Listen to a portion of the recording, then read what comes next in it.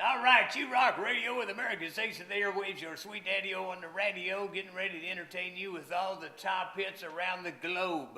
That's the kind of delivery that people came to expect from the extremely popular WKZQ radio back in the 1970s and 80s. It's the delivery of Gary Dawson, better known as the Freakin' Deacon. Thank you so much for listening.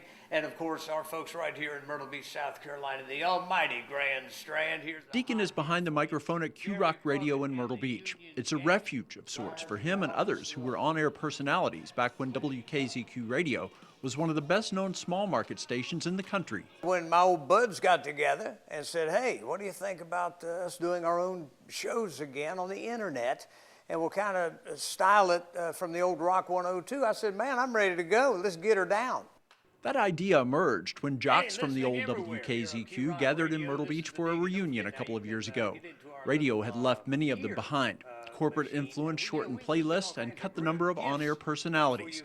Syndicated hosts in one location were used on broadcasts in many different markets. Well, when the 90s came, or actually the late 80s, a lot of broadcasters got the idea, you know, what we don't play can't hurt us. They were afraid that more people would turn off the radio station because they heard a record they didn't like than wait for a record they did like. And that's when I think radio started kind of falling apart. QRock, oh, I'm sorry, did I just say that? Numerous individuals were left with no place to practice their craft, including many of those who had made WKZQ such an audience favorite. I always had that little, I don't know, that little guy in the back of my head that said, man, you're not finished yet.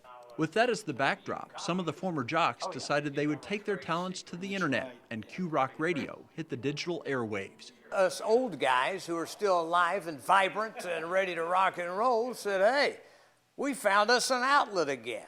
They decided to do radio like they did years before. The feeling was that if it worked once, it would work again. The basic tenet was we're going to have fun on the radio. We're going to play music that people like. We don't care if the music charts. We don't care if it ever sells a single copy. As long as people laying out on the beach love hearing it and people driving in their cars down the boulevard love hearing it, we're going to play it. What has emerged is an outlet that is an almost unlimited playlist and combines that with humor and personality, which had already proven to be a successful combination. When we get the responses from listeners that say, oh man, I remember dancing at the after deck when you played that song, or I remember being on the boulevard when you played that song, we know we're capturing it with the listeners. If you can grab their attention, hold on to it, you play their favorite music, you get out there in the public with them and show them a good time, throw a good, well, maybe a couple of crummy jokes at them here and there, they like that. The Freakin' Deacon, QRock Radio. It sounds much the same as it did way back when. Time to turn, so you won't burn. We actually went back and chose the jingle packages, two of the jingle packages that were used between 1975 and 1980. QRock Radio has contributors in Minneapolis. John Van Pelt handles the midday shift from Raleigh, and there is the studio in Myrtle Beach. Being outside of Myrtle Beach makes us want to be there more, so that helps us relate with the fact that people are all over the United States that want to come down to the Grand Strand. We feel the same way they do. People are dialing up QRock Radio on their computers. I think the response has been phenomenal. We've had listeners in all 50 states, every continent we can prove except Antarctica. We're not sure, but there's probably some Army people listening in Antarctica. We thought adoption would be slow. It actually turned out to be faster than we thought it was going to be.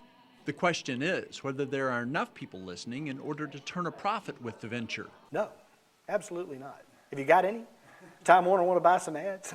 To be fair, the station did not begin at a really good time for any sort of advertising-supported endeavor. I think our biggest challenge has been just to persevere and to be able to come out of the current economic status of the country and have a product that people will like. All right, ain't nothing to it. The baby can do it. Just hold it up to it. For now, the staff will continue to offer sound that was absent for a while.